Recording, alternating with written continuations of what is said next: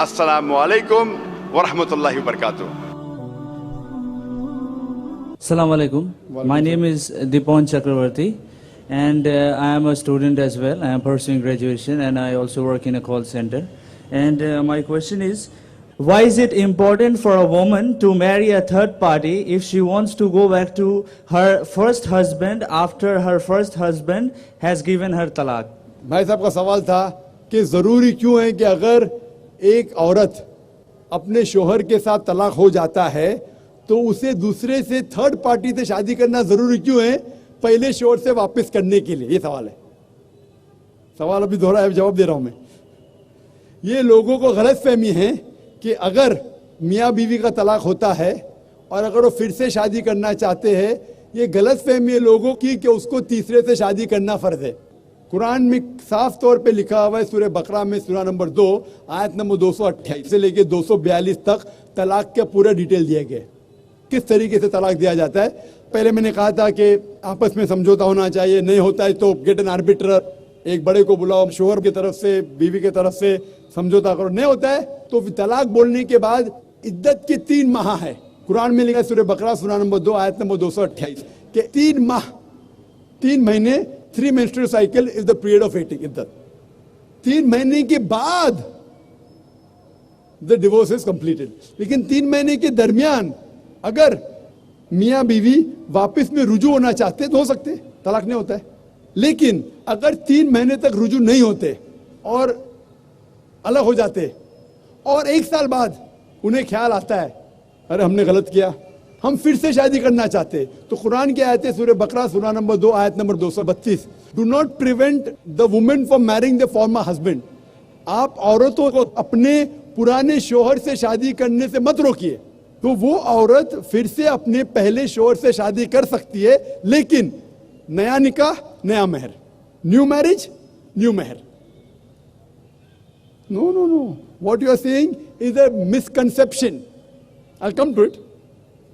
لوگ سمجھتے حلالہ کی ضرورت ہے, حلالہ جیسی کوئی چیز قرآن میں ہے نہیں, میں اس کو پڑھاؤں گا.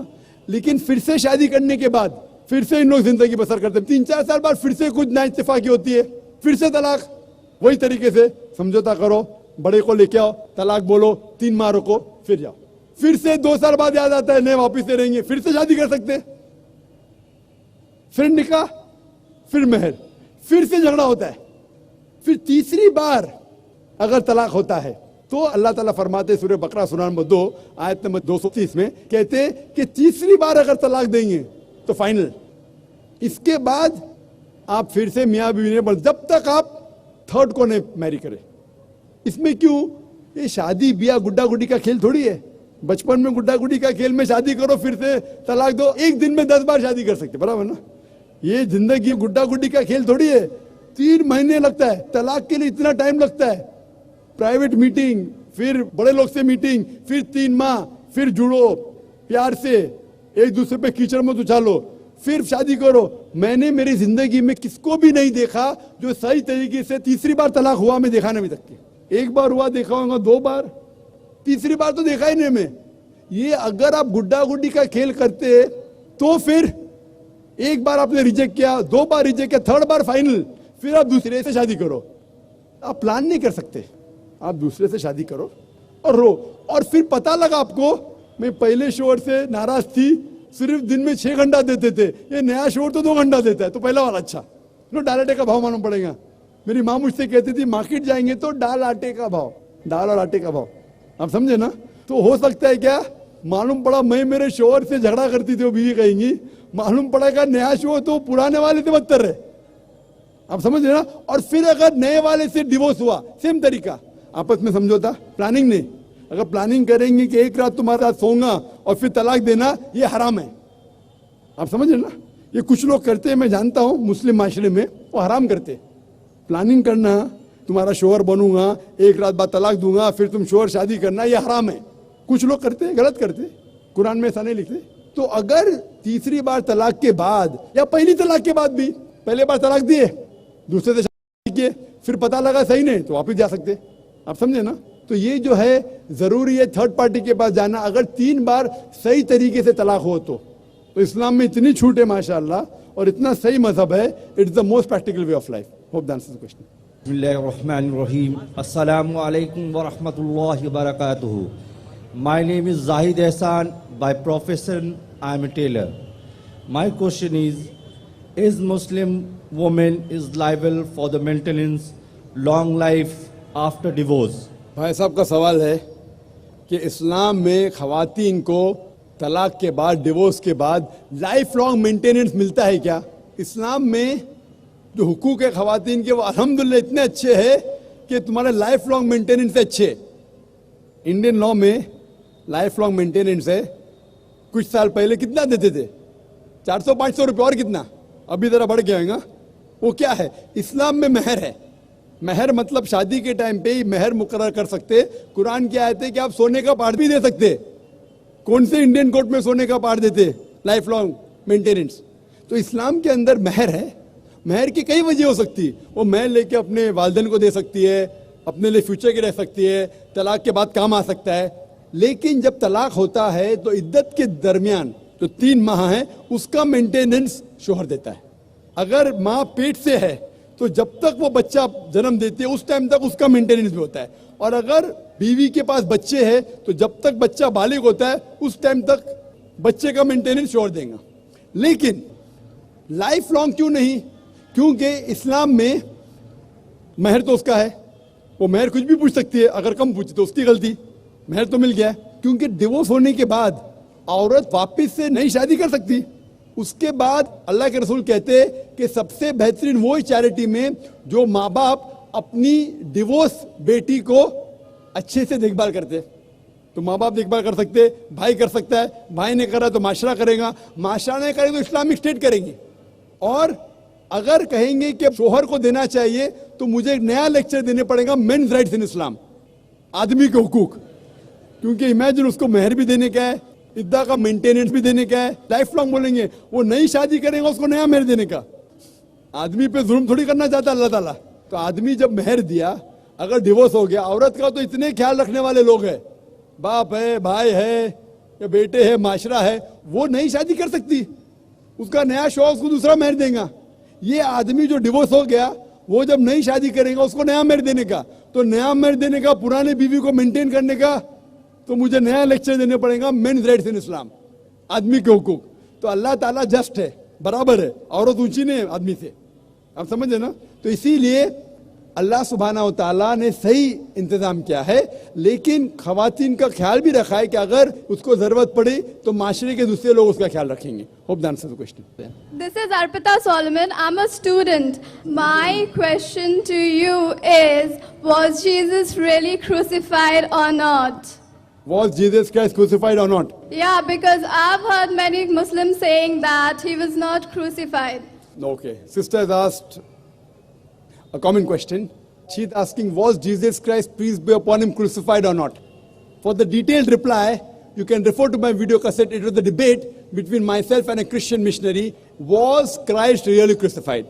In a nutshell, I'll give you the reply. According to the Quran says in Surah Nisa, chapter number 4, verse number 157, وَمَا قَتَلُهُ وَمَا قَتَلَبُهُ.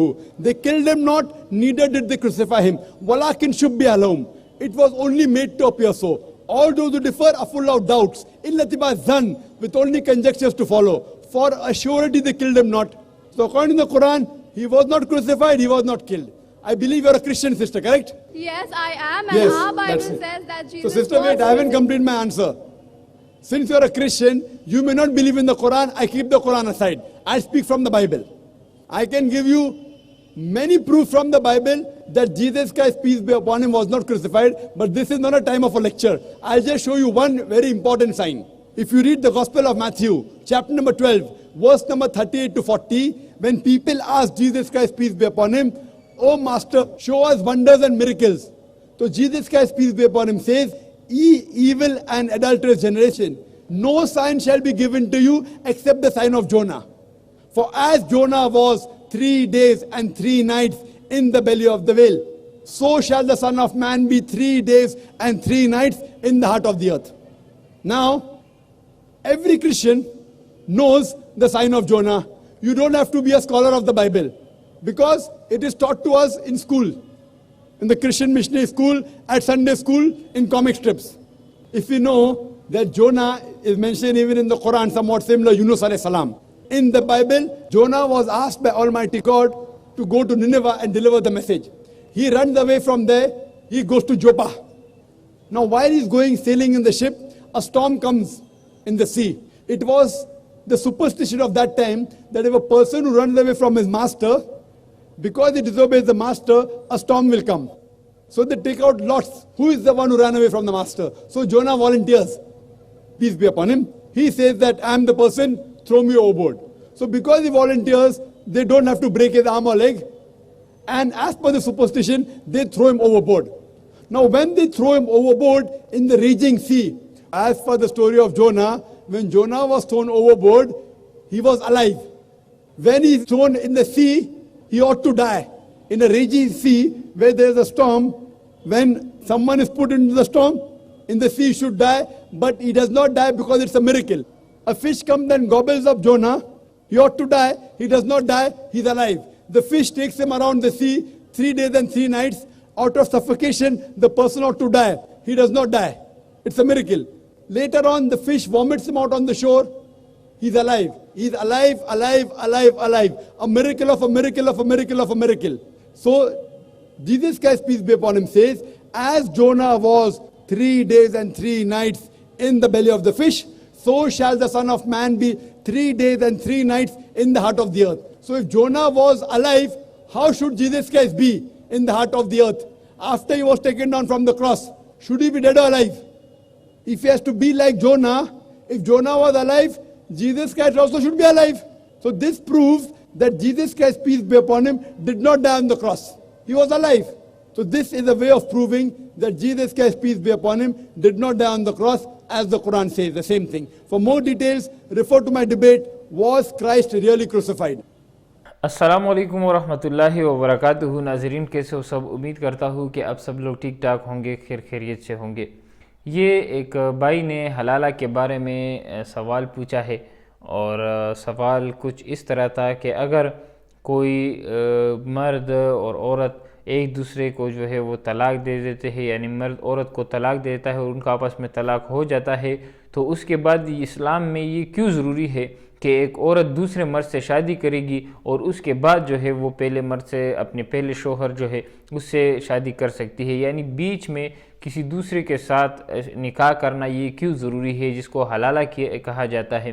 تو اس کے جواب میں ڈاکٹر ذاکر نائک ماشاءاللہ بہت ہی تسلی بخش جواب دیتے ہیں، اور یہ بتاتے ہیں کہ پہلے تو حلالہ کا جو کنسپٹ ہے ہمارے مسلمانوں میں یہ بالکل غلط بٹھایا گیا ہے، اور حالانکہ کچھ عرصہ پہلے تک حلالہ سینٹر بھی کھولے گئے تھے جو بالکل ایک آپ کہہ سکتے کہ زنا کے اڈے تھے. یعنی اگر کسی مرد اور عورت کا آپس میں طلاق ہو جاتا اور وہ دوبارہ رجوع کرنا چاہتے تھے تو اس کے لیے یہ ضروری تھا کہ وہ کسی دوسرے مرد کے ساتھ سوئے، تو اس کے لیے ایک خاص سینٹر بنائے گئے تھے جس میں وہ عارضی طور پر ایک نکاح ہوا کرتا تھا اور وہ عورت دوسرے مرد کے ساتھ سوتی تھی اور اس کے بعد جو ہے وہ دوبارہ اپنے شوہر کے پاس آ جاتی تھی.